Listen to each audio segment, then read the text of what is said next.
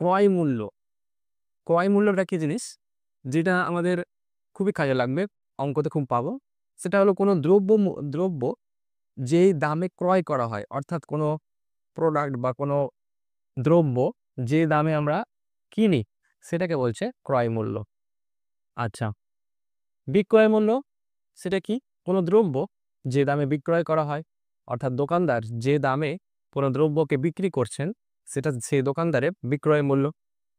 আচ্ছা, এবার উৎপাদন খরচ বা উৎপাদন মূল্য, এই কথাটাও আমরা খুব অঙ্কতে পাবো।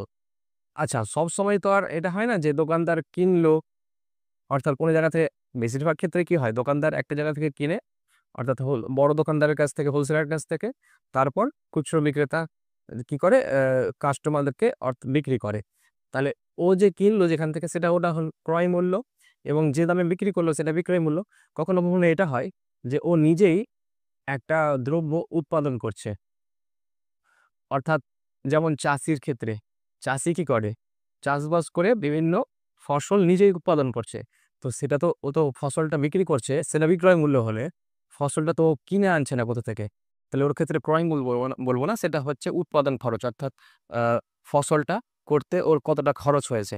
বা কোনো দ্রব্য কোনো ফ্যাক্টরিতে তৈরি হচ্ছে, তাহলে সেই ফ্যাক্টরির ক্ষেত্রে ক্রয় মূল্য বলবো না, ফ্যাক্টরির ক্ষেত্রে ওই দ্রব্যটার উৎপাদন খরচ বা উৎপাদন মূল্য বলবো। অর্থাৎ একটা দ্রব্য সেটা তৈরি করতে যতটা খরচা হয়েছে। তাহলে উৎপাদন খরচ এবং উৎপাদন মূল্য বা ক্রয় মূল্য একই কথা।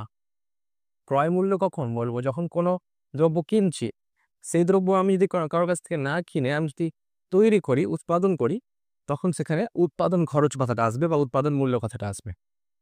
এবং ৪ নম্বর যেটা আমাদেরকে জানতে হবে, ধার্য মূল্য। ধার্য মূল্যটা কি? সেটা হলো কোনো দ্রব্যের দাম যেটা দ্রব্য মূল্যের গায়ে লেখা থাকে। অর্থাৎ ম্যাক্সিমাম রিটেল প্রাইস থাকে না কোনো দ্রব্যের, যেটা আসলে সেই দ্রব্যটার দাম হয় না, সেখান থেকে কিছুটা ছাড় দিয়ে দ্রব্যটার দাম হয়। তো কোনো দ্রব্যের যেটা দাম লেখা থাকে, গায়ে যেটা দ্রব্যের লেখা থাকে, সেটা হলো ধার্য মূল্য। সেই ধার্য মূল্যের উপরে ছাড় থাকে, সেই ছাড় দিয়ে সেই দ্রব্যটার দাম ঠিক হয়।